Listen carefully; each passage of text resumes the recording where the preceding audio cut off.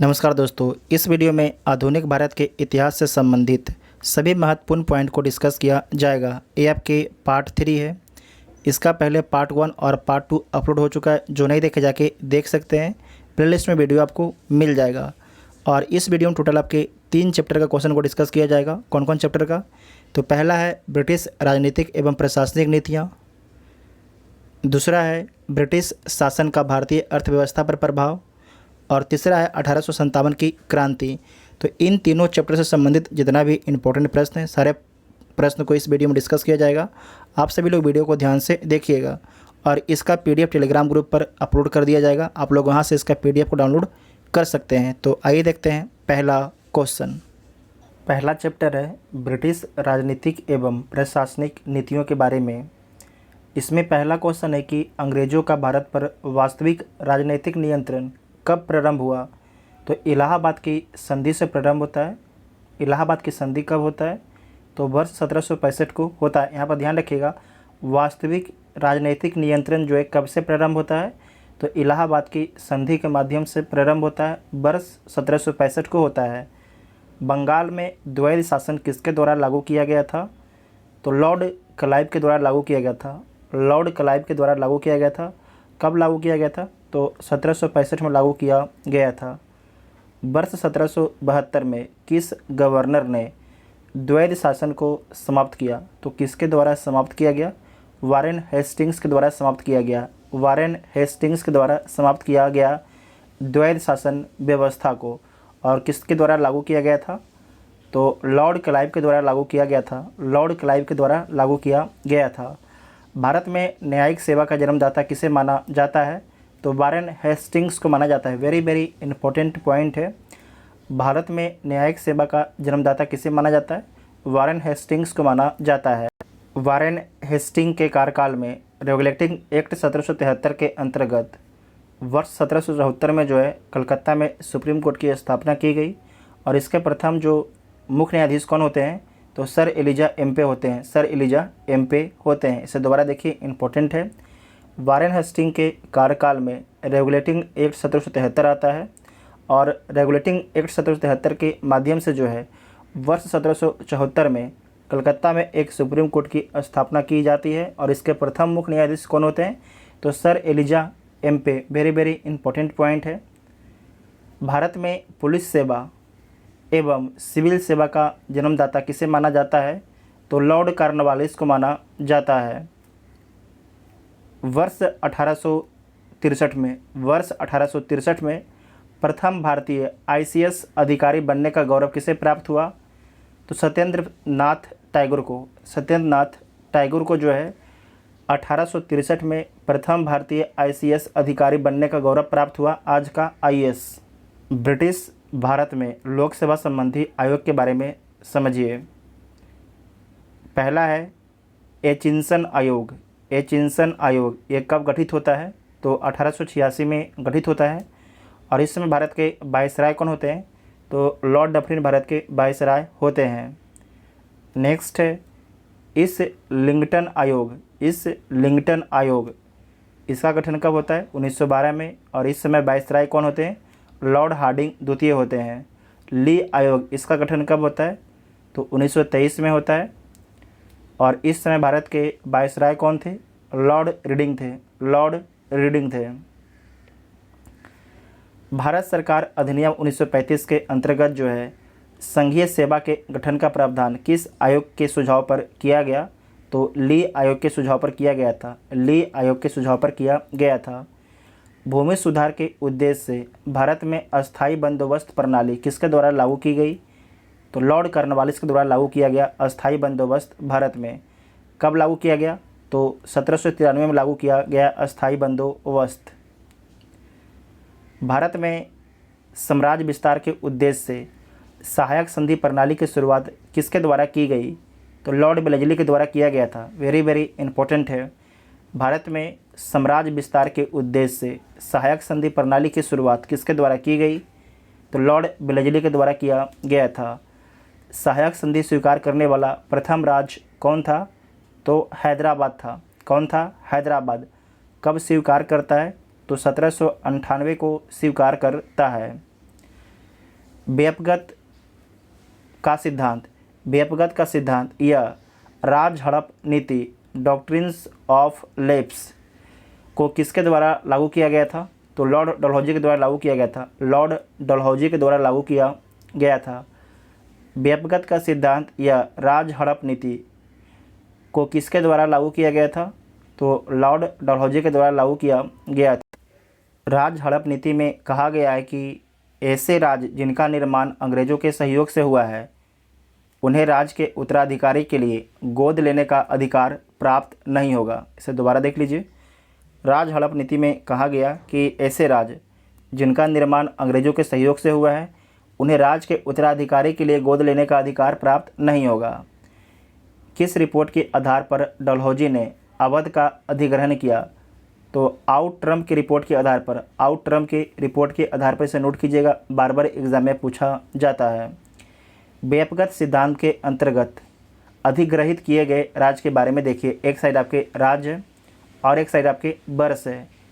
सतारा को जो है बेअपगत सिद्धांत के अंतर्गत कब अधिग्रहित किया गया? तो 1848 में किया गया। जैतपुर को 1849 में, संभलपुर को 1849 में, बघाट 1850 में, यहाँ से क्वेश्चन पूछा जाता है। उदयपुर को 1852 में, झांसी को 1853 में, नागपुर को 1854 में, अवध को 1853 में। चतुराईपूर्ण निष्क्रियता की नीति किससे संबंधित है? चतुराईपूर्ण निष्क्रियता की नीति किससे संबंधित है? तो जॉन लॉरेंस से संबंधित है। जॉन लॉरेंस से संबंधित है। किस गवर्नर जनरल के कार्यकाल में भारत पर ईस्ट इंडिया कंपनी का शासन समाप्त हो गया? वेरी वेरी इंपॉर्टेंट है। किस गवर्नर जनरल के कार्यकाल में जो है भारत पर ईस्ट इंडिया कंपनी का शासन समाप्त हो गया? तो लॉर्ड कैनिंग के शासनकाल में भारत का प्रथम वायसराय कौन बनता है? तो प्रथम वायसराय भी आपके लॉर्ड कैनिंग ही बनता है। वर्ष 1861 में भारतीय दंड संहिता इंडियन पिनल कोड आईपीसी किसके कार्यकाल में निर्मित की गई? तो लॉर्ड कैनिंग के शासनकाल में निर्मित किया गया। भारत का प्रथम वायसराय भी लॉर्ड कैनिंग ही बनता है। राज उपाधि अधिनियम 1876 पारित। राज उपाधि अधिनियम 1876 पारित करके महारानी विक्टोरिया को कैसर ए हिंद की उपाधि प्रदान की गई। वेरी वेरी इंपॉर्टेंट पॉइंट है। लॉर्ड लिटन के कार्यकाल में किस अकाल आयोग का गठन किया गया? तो अस्ट्रेची आयोग का गठन किया गया। 1880 ईस्वी में भारत का प्रथम अकाल आयोग का गठन किया जाता है। भारत में अस्थायी स्वशासन का जनक किसे माना जाता है? तो लॉर्ड रिपन को माना जाता है। भारत में अस्थायी स्वशासन का जनक किसे माना जाता है? तो लॉर्ड रिपन को माना जाता है। ब्रिटिश काल में विभिन्न क्षेत्रों पर अधिकार के बारे में देखिए। देश, वर्ष, गवर्नर जनरल या वायसराय। नेपाल के क्षेत्रों पर अधिकार कब किया जाता है? तो 1816 में। और इस समय बंगाल के गवर्नर जनरल कौन थे? तो लॉर्ड हेस्टिंग्स थे। सिंध के क्षेत्रों पर अधिकार कब किया जाता है? तो 1843 में। इस समय भारत के वायसराय कौन थे? तो लॉर्ड एलन बरो थे। भूटान के क्षेत्रों पर अधिकार कब किया जाता है? तो 1865 में किया जाता है। और इस समय भारत के वायसराय कौन थे? तो लॉर्ड लॉरेंस थे। बर्मा के क्षेत्रों पर अधिकार कब किया जाता है? तो 1885 में। और इस समय वायसराय कौन थे? तो लॉर्ड डफरिन थे। 1849 में ब्रिटिश शासन में पंजाब का विलय हुआ। 1849 में जो है ब्रिटिश शासन में पंजाब का विलय हुआ। उस समय डलहौजी भारत का गवर्नर जनरल थे। उस समय डलहौजी जो है भारत का गवर्नर जनरल थे। डलहौजी का शासनकाल भारत में कब से कब तक रहता है? तो 1848 से 1856 तक रहता है। नेक्स्ट टॉपिक है ब्रिटिश शासन का भारतीय अर्थव्यवस्था पर प्रभाव। धन निष्कासन के सिद्धांत ड्रेन ऑफ वेल्थ थ्योरी का प्रतिपादन किसने किया था? तो दादा भाई नौरोजी ने किया था। वर्ष 1892 में लिबर पार्टी के टिकट पर जो है ब्रिटिश हाउस ऑफ कॉमन्स में चुने जाने वाले पहले भारतीय कौन थे? तो दादा भाई नौरोजी थे, दादा भाई नौरोजी थे। Poverty and the un British rule in India नामक पुस्तक किसने लिखी है? तो दादा भाई नौरोजी के द्वारा लिखा गया है। Poverty and the un British rule in India book जो है किसके द्वारा लिखा गया था? तो दादा भाई नौरोजी के द्वारा लिखा गया था। यह विचार किसने दिया कि भारत में ब्रिटिश आर्थिक नीति घिनौनी है? वेरी वेरी इंपॉर्टेंट पॉइंट है। यह विचार किसने दिया कि भारत में जो है ब्रिटिश आर्थिक नीति घिनौनी है? तो कार्ल मार्क्स ने दिया। किसने दिया? कार्ल मार्क्स ने दिया। औपनिवेशिक अर्थव्यवस्था की श्रेष्ठतम पुस्तक इंडिया टुडे के लेखक कौन है? तो रजनी पामदत्त है। वेरी वेरी इंपॉर्टेंट है, रजनी पामदत्त है। औपनिवेशिक अर्थव्यवस्था की श्रेष्ठतम पुस्तक इंडिया टुडे की, जो इंडिया टुडे बुक है, इसके लेखक कौन है? तो रजनी पामदत्त हैं, रजनी पामदत्त। वर्ष 1907 में टिस्को की स्थापना किसके द्वारा की गई? तो जे.एन. टाटा के द्वारा। वर्ष 1907 में जो है टिस्को की स्थापना किसके द्वारा की गई है? तो जे.एन. टाटा के द्वारा किया गया है। कुटीर उद्योग के विकास हेतु ऑल इंडिया स्पिंसर एसोसिएशन की स्थापना किसके द्वारा किया गया? महात्मा गांधी के द्वारा किया गया। वेरी वेरी इंपॉर्टेंट क्वेश्चन है। कुटीर उद्योग के विकास हेतु ऑल इंडिया स्पिंसर एसोसिएशन की स्थापना किसके द्वारा किया गया? तो महात्मा गांधी के द्वारा किया गया है। वर्ष 1854 में बॉम्बे स्पिनिंग एंड बीबिंग कंपनी की सूती वस्त्र की फैक्ट्री किसके द्वारा स्थापित की गई? तो कावसजी डाबर के द्वारा, कावसजी डाबर के द्वारा। वर्ष 1855 में भारत का प्रथम जूट मिल कहाँ स्थापित किया गया है? तो श्रीरामपुर पश्चिम बंगाल में स्थापित किया गया है। श्रीरामपुर पश्चिम बंगाल में स्थापित किया गया है। भारत का प्रथम चाय बागान कब स्थापित हुआ? तो 1833 में स्थापित होता है। भारत का प्रथम चाय बागान कब स्थापित होता है? तो 1833 में स्थापित होता है। प्रसिद्ध इतिहासकार के.एम. पनिकर ने 1765 से 1772 ईस्वी के काल को जो है डाकू राज कहा। तो आपसे पूछा जाएगा कि 1765 से 1772 के काल को किस प्रसिद्ध इतिहासकार ने जो है डाकू राज कहा है? तो के.एम. पनिकर ने कहा है, के.एम. पनिकर ने कहा है। प्रमुख कृषि पद्धतियों के बारे में समझिए। तीन कठिया प्रथा, इस प्रथा के अंतर्गत जो है चंपारण बिहार के किसानों को अंग्रेज बागान मालिकों के अनुबंध पर अपनी भूमि के जो है 3/20 भाग पर नील की खेती करना अनिवार्य था। अगर किसी के पास 20 कट्ठा है तो 3 कट्ठा पर जो है अनिवार्य रूप से नील की खेती करना था। इसे बोला गया 3 कठिया प्रथा बोला गया है। ददनी प्रथा क्या है? देखिए ददनी प्रथा क्या है? तो इस प्रथा के अंतर्गत ब्रिटिश व्यापारी जो है भारतीय उत्पादकों, कारीगरों, शिल्पियों आदि से निर्मित माल प्राप्त करने के लिए अग्रिम अथवा पेशगी के रूप में धन देते थे। आप अभी समझिएगा कि जो भी व्यक्ति गांव में रहते हैं वो समझ जाइएगा कि कुछ लोग जो ईंटा पारने के लिए जाते हैं, आपको आज ईंटा पारने के लिए कोई उत्तर प्रदेश जाता है, कोई अलग अलग स्टेट में जाता है, तो शुरुआत में आपको पैसा ले लेता है। वो क्या लेता है? दादन लेता है। उसे बोलते हैं ददनी प्रथा बोला जाता है। मतलब जाने से पहले ही पैसा ले लेता है, तो उसे क्या बोला गया? ददनी प्रथा बोला जाता है। ब्रिटिशकालीन भूराजस्व व्यवस्था के बारे में समझिए। पहला है कि अस्थाई बंदोबस्त, जिसे जमींदारी व्यवस्था बोला जाता है। दूसरा है रैयत बाड़ी। तीसरा है महाल बाड़ी। तो एक एक करके हम समझेंगे। सबसे पहले समझिए अस्थाई बंदोबस्त या जमींदारी व्यवस्था किसके द्वारा लागू किया गया था? तो लॉर्ड कॉर्नवालिस के द्वारा लागू किया गया था। कब लागू किया गया था? तो 1793 में लागू किया गया था। किस किस क्षेत्र में लागू था? बंगाल, बिहार, उड़ीसा, उत्तर प्रदेश के कुछ क्षेत्र, बनारस, उत्तरी कर्नाटक क्षेत्र में जो है अस्थाई बंदोबस्त या जमींदारी व्यवस्था लागू था। समस्त ब्रिटिश भारत के 19% भाग पर आपके जो है अस्थाई बंदोबस्त लागू था।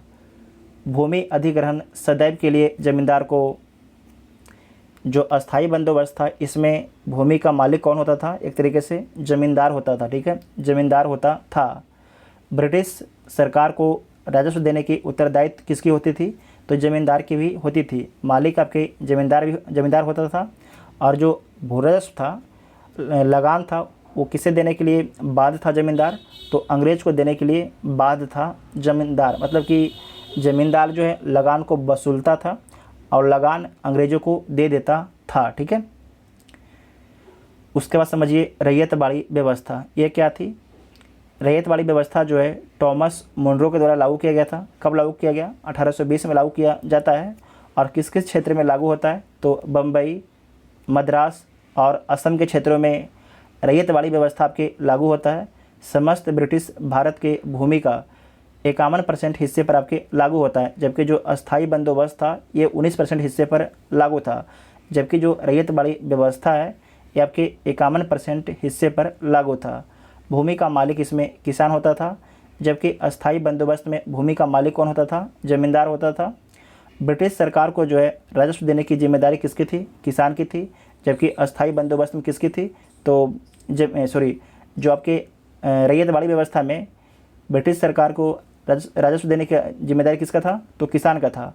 जबकि जो आपके अस्थाई बंदोबस्त था इसमें किसकी जिम्मेदारी थी? तो ज़मींदार का था। ठीक है, जो आपके रैयतवाड़ी में किसका है? किसान का है, जबकि अस्थाई बंदोबस्त में ज़मींदार का है। कर की दर क्या था? तो 33 से 55% था रैयतवाड़ी व्यवस्था में। रैयतवाड़ी व्यवस्था में अस्थाई बंदोबस्त में जो है अंग्रेज एक तरीके से उनको नुकसान होता है, तो अंग्रेज़ जो है अगली बार रैयतवाड़ी व्यवस्था आपके लाते हैं और अपने फ़ायदे के लिए। और कर का दर क्या रखते हैं? तो 33 से 55% आपके कर का दर रखते हैं। उसके बाद है महालवाड़ी व्यवस्था। किसके द्वारा लागू किया गया? तो होल्ट मैकेंजी के द्वारा लागू किया गया। कब लागू किया गया? 1822 में लागू किया गया। किस किस इलाके में लागू था? तो उत्तर प्रदेश, मध्य प्रांत, पंजाब में आपके लागू था। समस्त ब्रिटिश भारत के भूमि का 30% हिस्से पर आपके लागू था महालवाड़ी व्यवस्था। महालवाड़ी व्यवस्था भूमि पर गांव का अधिकार होता था। जो भूमि था उस पर गांव का अधिकार होता था। ब्रिटिश सरकार को राजस्व देने की जिम्मेदारी जो है समस्त गांव के मुखियाओं के थी। जो आपके मुखिया थे उनकी जिम्मेदारी थी लगान देने की अंग्रेज़ों को। कर की दर क्या था? तो कर का दर जो है 60% तक था, जो बहुत ही ज़्यादा है। इससे किसानों का बहुत ही ज़्यादा शोषण हुआ होगा। और इसका प्रभाव क्या पड़ता है? ये आपके अस्थाई बंदोबस्त, रैयतवाड़ी और महालवाड़ी, इसका प्रभाव क्या पड़ता है? तो पारंपरिक अर्थव्यवस्था का विघटन हो जाता है। जो पारंपरिक अर्थव्यवस्था है वो पूरी तरीके से बिखर जाता है। कृषकों की जो स्थिति है बहुत ही ख़राब हो जाता है। जो कृषक हैं, जो किसान हैं, उनकी स्थिति बहुत ही ख़राब हो जाता है।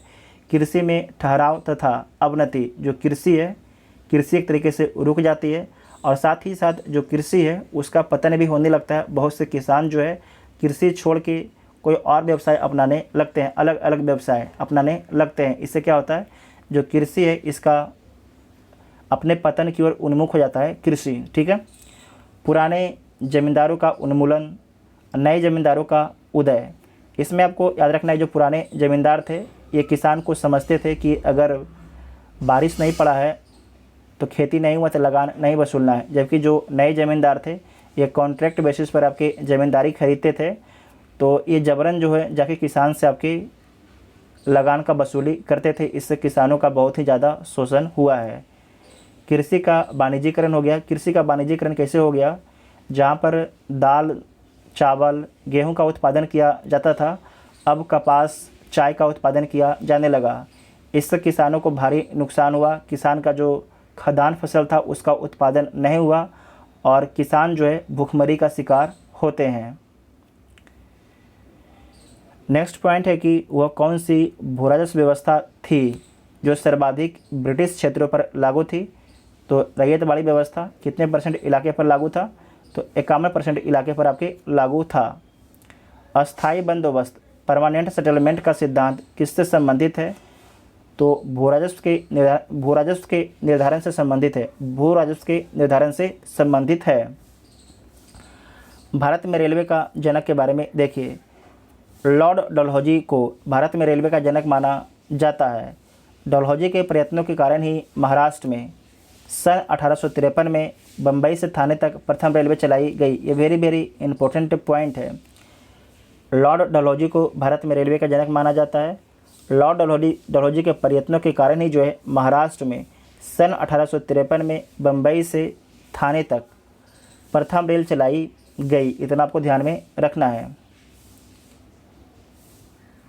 नेक्स्ट पॉइंट है कि गवर्नर जनरल वारेन हेस्टिंग्स ने इजारेदारी प्रथा फार्मिंग सिस्टम का प्रारंभ भूराजस्व की वसूली के लिए किया था। ये वेरी वेरी इंपॉर्टेंट पॉइंट है, आपसे पूछा जाएगा कि फार्मिंग सिस्टम इजारेदारी प्रथा का प्रारंभ जो है किसके द्वारा किया गया था भूराजस्व की वसूली के लिए, तो गवर्नर जनरल वारेन हेस्टिंग्स के द्वारा किया गया था। गवर्नर जनरल वारेन हेस्टिंग्स के द्वारा किया गया था।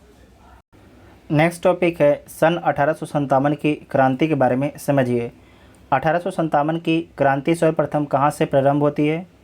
तो मेरठ से प्रारंभ होता है। कहाँ से? मेरठ से प्रारंभ होता है। कब प्रारंभ होता है? तो 10 मई 1857 को। मेरठ वर्तमान में कहाँ पर स्थित है? तो उत्तर प्रदेश में स्थित है। 34वीं रेजिमेंट के सिपाही मंगल पांडे ने किस स्थान पर विद्रोह किया था? तो बैरकपुर में विद्रोह किया था। बैरकपुर किस राज्य में स्थित है? तो पश्चिम बंगाल राज्य में स्थित है। वर्ष 1857 के स्वाधीनता संग्राम के प्रतीक क्या थे? तो कमल और रोटी थे। कमल और रोटी थे। 1857 के विद्रोह का तात्कालिक कारण क्या था? तात्कालिक कारण क्या था? तो एनफील्ड राइफल में चर्बी वाले कारतूसों का प्रयोग आपके तात्कालिक कारण था। अंग्रेजों की शोषणकारी आर्थिक, राजनीतिक, धार्मिक एवं प्रशासनिक नीतियों के प्रभावों ने 1857 के विद्रोह को जन्म दिया, जो आपके एनफील्ड राइफल में चर्बी वाले जो कारतूस का प्रयोग है ये आपके तात्कालीन कारण है। लेकिन इसका पीछे कौन कौन से और कारण थे? तो अंग्रेजों की शोषणकारी नीतियाँ थी, राजनीतिक, आर्थिक एवं प्रशासनिक नीतियों के कारण भी जो है 1857 का विद्रोह आपके शुरू होता है। लेकिन तत्कालीन कारण क्या था? एनफील्ड राइफल में चर्बी वाले कारतूसों का प्रयोग आपके तात्कालिक कारण था। 1857 के विद्रोह के समय भारत का गवर्नर जनरल कौन था? वेरी वेरी इंपॉर्टेंट है। भारत का गवर्नर जनरल कौन था? तो लॉर्ड कैनिंग था। लॉर्ड कैनिंग था। 1857 ईस्वी के विद्रोह के समय ब्रिटिश प्रधानमंत्री कौन था? तो पमस्टन था। पमस्टन था, ये क्वेश्चन पूछा जाता है। पमस्टन था।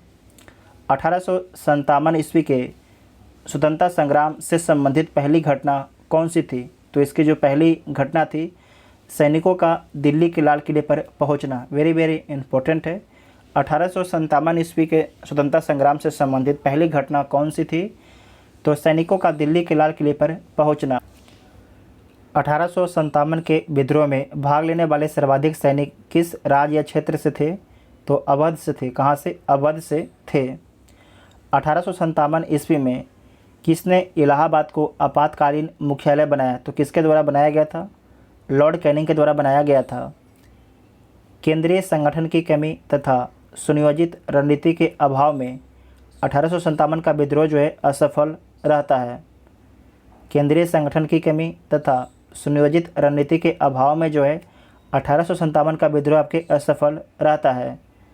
लखनऊ में 1857 की क्रांति का नेतृत्व किस महिला ने किया था? तो बेगम हजरत महल ने किया था। बेगम हजरत महल ने किया था लखनऊ में नेतृत्व। 1857 के स्वाधीनता संघर्ष में प्रथम भूमिका निभाने वाली रानी लक्ष्मीबाई का जन्म कहाँ हुआ था? तो वाराणसी में हुआ था। कहाँ पर हुआ था? वाराणसी में हुआ था।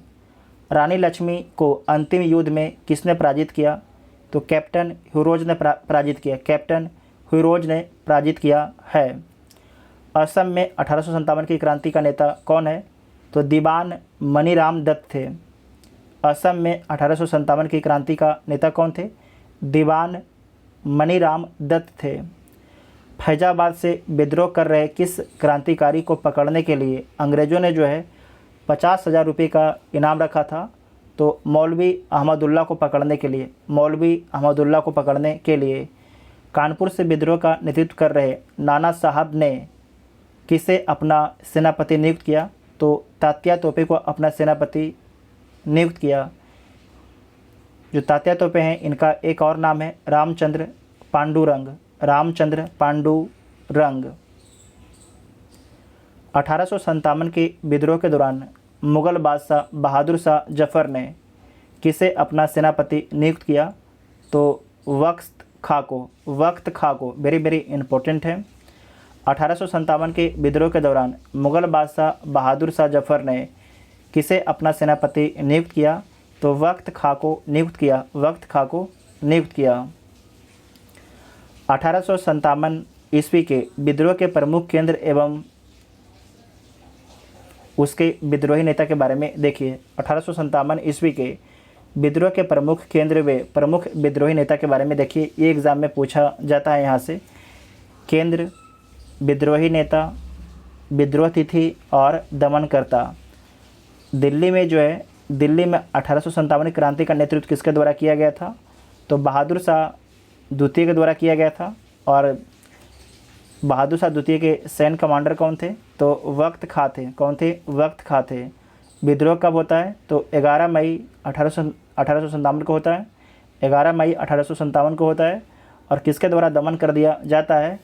तो निकलसन और हडसन के द्वारा जो है दिल्ली में 1857 क्रांति को दमन कर दिया जाता है।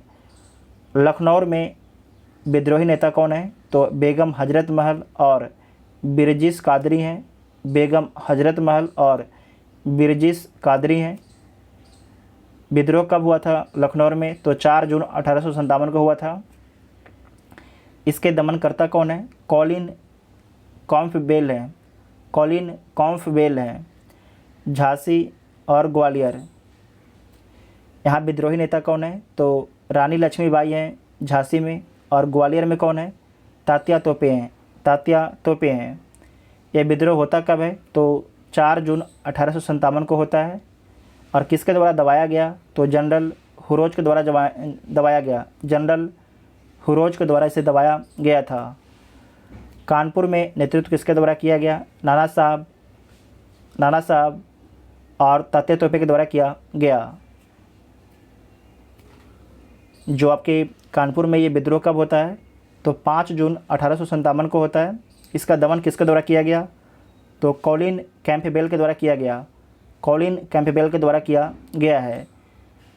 इलाहाबाद में विद्रोही नेता कौन थे? तो लियाकत अली थे। विद्रोह कब होता है? तो 6 जून 1857 को होता है। डेट नहीं याद रहेगा कोई दिक्कत नहीं, डेट अगर आपको याद भी नहीं है तो कोई दिक्कत नहीं है, ठीक है। कहाँ गया? इलाहाबाद, ठीक है। और इलाहाबाद में जो है दमन किसके द्वारा किया गया था 1857 के विद्रोह को? तो कर्नल नील के द्वारा किया गया था। फैज़ाबाद नेतृत्व किसके द्वारा किया गया था? मौलवी अहमदुल्ला के द्वारा किया गया था। और इसका दमन किसके द्वारा किया गया? कर्नल नील के द्वारा किया गया। जगदीशपुर, कुंवर सिंह और अमर सिंह जो हैं विद्रोही नेता थे। ये बीपीएससी का फेवरेट क्वेश्चन हर साल पूछा जाता है। और दमन किसके द्वारा किया गया? तो विलियम टेलर वे बिसेंट आयर के द्वारा किया गया था। बरेली में विद्रोह किसके द्वारा किया गया? तो खान बहादुर खां के द्वारा किया गया। और किसके द्वारा दबाया गया? तो बिसेंट आयर के द्वारा दबाया गया। फतेहपुर में विद्रोह किसके द्वारा किया गया? तो अजीम मुल्ला के द्वारा किया गया। और किसके द्वारा दबाया गया? तो जनरल रेनॉल्ड के द्वारा दबाया गया। 1857 के विद्रोह के समय जो है मुग़ल शासक बहादुर शाह जफ़र थे। वेरी वेरी इंपॉर्टेंट है। इन्हें इस विद्रोह का अखिल भारतीय नेता माना गया था। 1857 के विद्रोह के समय जो है मुग़ल शासक बहादुर शाह जफ़र थे। इन्हें इस विद्रोह का अखिल भारतीय नेता माना गया था। वर्ष 1857 के विद्रोह के दमन के पश्चात जो है भारत शासन अधिनियम 1858 पारित किया गया। इसके माध्यम से भारत का शासन जो है ईस्ट इंडिया कंपनी के हाथों से निकलकर जो है ब्रिटिश क्राउन के हाथ में चला जाता है। वेरी वेरी इंपॉर्टेंट है। वर्ष 1857 के विद्रोह के दमन के पश्चात जो है भारत शासन अधिनियम 1858 पारित किया जाता है। और इसके माध्यम से भारत का शासन जो है ईस्ट इंडिया कंपनी के हाथों से निकलकर जो है ब्रिटिश क्राउन के हाथ में चला जाता है। महारानी विक्टोरिया ने भारतीय प्रशासन में ब्रिटिश ताज के नियंत्रण में लेने की घोषणा कब की? तो 1 नवंबर 1858 को दोबारा देखिएगा। महारानी विक्टोरिया ने भारतीय प्रशासन को ब्रिटिश ताज के नियंत्रण में लेने की घोषणा कब की? तो 1 नवंबर 1858 को। कभी कभी जो होता है ना गला सूख जाने के बाद क्या होता है ना, आवाज़ जो है ना आधा निकलता है, पूरा नहीं निकलता है। नेक्स्ट है वर्ष 1857 के विद्रोह के दमन के पश्चात भारतीय सेना का पुनर्गठन के लिए किस आयोग का गठन किया गया? तो पील आयोग का गठन किया गया। पील आयोग का गठन किया गया। वर्ष 1858 के भारत शासन अधिनियम के द्वारा किसे भारत का प्रथम वायसराय बनाया गया? तो भारत का प्रथम वायसराय लॉर्ड कैनिंग को बनाया गया। जो लॉर्ड कैनिंग के बारे में याद रखिएगा कि भारत का अंतिम गवर्नर जनरल कौन थे? तो लॉर्ड कैनिंग थे। और भारत के प्रथम वायसराय कौन थे? तो लॉर्ड कैनिंग है। 1857 ईस्वी के विद्रोह में कौन सा शायर अंग्रेज़ों का आलोचक था? तो मिर्ज़ा गालिब था। कौन था? मिर्ज़ा गालिब। भारत के शिक्षित मध्यम वर्ग तथा जमींदारों ने 1857 के विद्रोह में तटस्थता बनाए रखी थी, मतलब कि ये शामिल नहीं हुए थे। ठीक है, ना तो अंग्रेज़ों के पक्ष में थे, ना तो भारतीय के पक्ष में थे। शिक्षित मध्यम वर्ग तथा जमींदार। ठीक है। 1857 के विद्रोह के कारणों पर भारतीय भाषा में लिखने वाला प्रथम भारतीय कौन थे? तो सर सैयद अहमद खां थे। 1857 के विद्रोह के कारणों पर भारतीय भाषा में लिखने वाला प्रथम भारतीय कौन थे? तो सर सैयद अहमद खां थे। वर्ष 1857 के विद्रोह में बिहार का नेतृत्व जगदीशपुर के जमींदार वीर कुंवर सिंह द्वारा किया गया। वीर कुंवर सिंह द्वारा किया गया। इसे दोबारा देखिएगा कि वर्ष 1857 के विद्रोह में बिहार का नेतृत्व जो है जगदीशपुर के जमींदार वीर कुंवर सिंह द्वारा किया गया। बीपीएससी इस क्वेश्चन को हर वर्ष पूछता है। ठीक है। 1857 ईस्वी के स्वतंत्रता संग्राम में किस राजवंश ने अंग्रेजों की सर्वाधिक सहायता की? तो ग्वालियर के सिंधिया ने वेरी इंपॉर्टेंट रोल निभाया था अंग्रेजों की तरफ से। 1857 के स्वतंत्रता संग्राम में जो है किस राजवंश ने अंग्रेजों की सर्वाधिक सहायता की थी? तो ग्वालियर के सिंधिया ने की थी। 1857 पर आधारित प्रमुख पुस्तकों के बारे में देखिए। पुस्तक एक साइड है और आपके लेखक है। तो पहला पुस्तक है द ग्रेट रिबेलियन। किसके द्वारा लिखा गया है? तो अशोक मेहता के द्वारा लिखा गया है।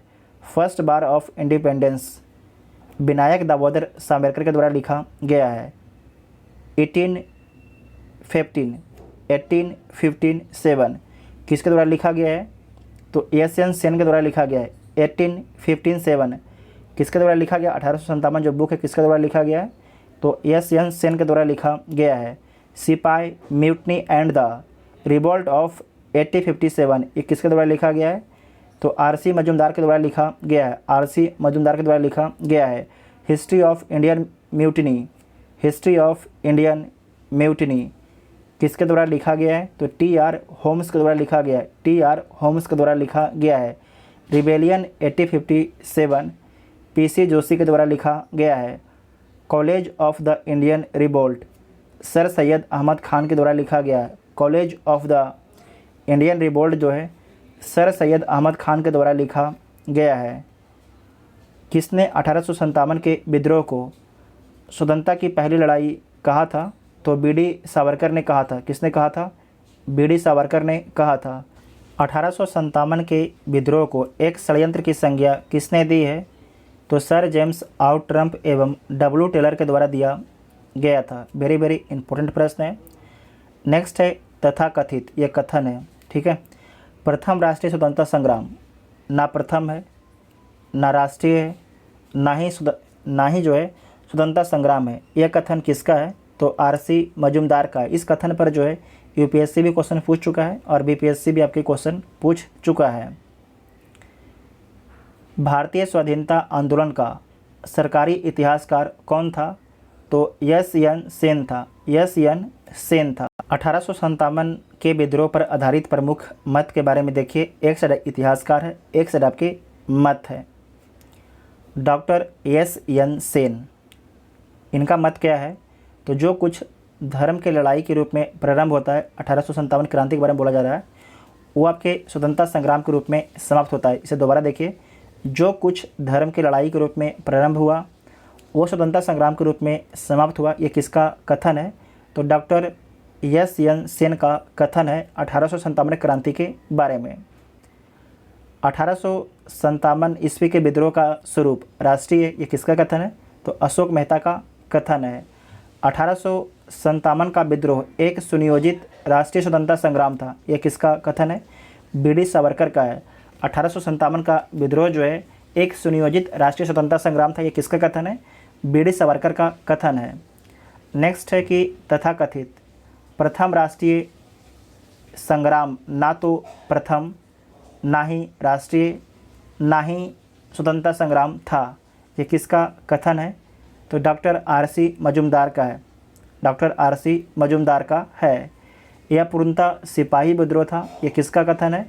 तो सर जॉन लॉरेंस का था। सर जॉन लॉरेंस का था। 1857 का विद्रोह एक राष्ट्रीय विद्रोह था, ये किसका कथन है? तो बेंजामिन डिज़रायली का है। 1857 का जो विद्रोह है एक क्या है? राष्ट्रीय विद्रोह है, ये किसका कथन है?